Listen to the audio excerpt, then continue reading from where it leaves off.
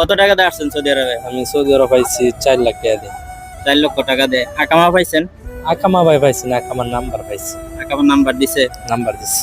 এখন যে আপনাকে ফ্রি ভিসার কথা বলছিল না কোনো কোম্পানির কথা বলছিল? আমারে কোম্পানি বিষয় করে আনছি।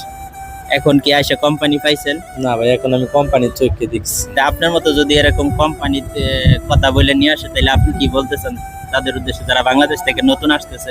আমি বুঝি মানে দালালের ফার্মে না পড়ে একবারে বিদেশ না আওয়ালা, মানে দেশে যা কিছু টুকটাক করে খায়, দেশে মানে অনেক কিছু করে সিস্টেম করে চলাই বালা, বিদেশে একবারে না হয় বালা, আমি যেটা বুঝি।